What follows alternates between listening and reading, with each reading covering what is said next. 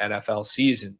It's not just NFL in football season that gets us going. It is also college football season. Week 3 of the college football slate is here. There's great games all day Saturday, but even some Thursday and Friday night games as well. Reminder that with Dimers Pro, we've got projections for all of these sports, and college football works very similarly to what we demoed for you today from the NFL. You can click into all of those games and get similar predictions, projections, all of those things to help you find edges in college football.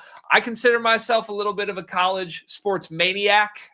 This is definitely where my heartstrings lie in general as a sports fan. So it was a pleasure to me to find out last night when I was preparing for this episode that my 4 personal favorite bets of the week that are already on my card are also 4 of the model's best bets for this week in college football. It's awesome when that happens. So I'll take you through these quickly here, and you can go find many more college football bets on the best bets page in the Dimers website with Dimers Pro.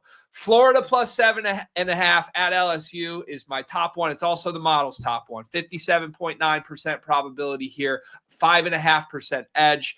You think about the spot in this game, Florida coming off an embarrassing home loss to South Florida. They can say whatever they want, but their head coach is not safe if they do not compete in this game.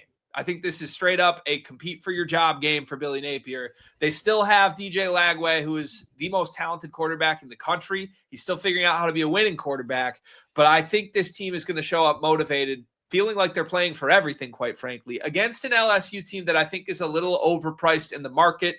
Dimer certainly agrees. They had a statement win early already. I just would be surprised if this game is not competitive late. And if you're catching over a touchdown, that's a very key football number. I'm with the model on this one.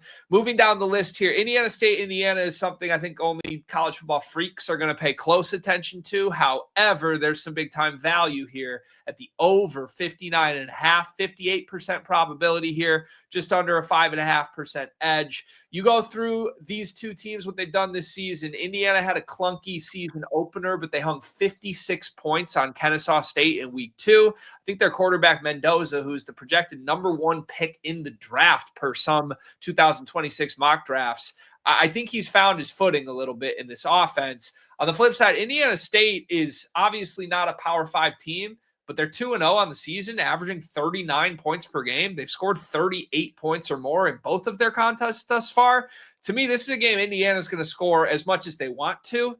And even if they take some of their starters out of this game, it's probably only going to leave them vulnerable on the defensive side. If we get 2 scores from Indiana State, which I think is more than reasonable, they have some firepower, big play potential. Indiana should take care of the rest of this line and firmly push this over. I'll be really quick on the other 2. California plus 2.5 against Minnesota. 54% probability, 4% edge. This is a late night game. You're getting a home underdog. One of my favorite sayings in sports betting: home dogs are not dogs. They are wolves. They are dangerous. Cal's got an incredible quarterback. I mean, he's a top 5 arm talent in the sport. He's a true freshman. And I think he's going to be the biggest name in the transfer portal next year. This is one of the last times I think we're going to be able to bet him, wherever he's playing football, at plus money at home against a relatively mediocre Minnesota team. I'll gladly scoop up that. And lastly, maybe storylines-wise, the most interesting game to watch in week 3, Tulane against Duke. Tulane is the home team here. Duke stole Tulane's quarterback last season. Darian Mensah was a total stud. He's probably a future NFL guy as well. He transferred to Duke. Probably did not assume he would be going back to play Tulane in week 3. Duke looked awful against Illinois last year, got ran out of the building. They were 3-point underdogs at home. They ended up losing by 30 plus. Just a team that made a lot of self-inflicted mistakes, sloppy football. I think Tulane, who also got a quarterback of their own, they took Jake Retzlaff from BYU. He's a big-time winner, won 10 games in the Big 12 last season. Tulane's going to be a rocking environment. They're a football team that already beat a Big Ten opponent in Northwestern by 20 points back in week 1. I'm going to have a hard time not backing the crazy home crowd to lift Tulane to a victory. 54% probability of that happening, 2.5% edge per the model. Any thoughts on all our college football values here, Dave? Greg, you are the college football guru in this space, so I will simply say I love what I hear, and I will be on these, particularly the 2 with a high value signal and over a 57% probability from the model.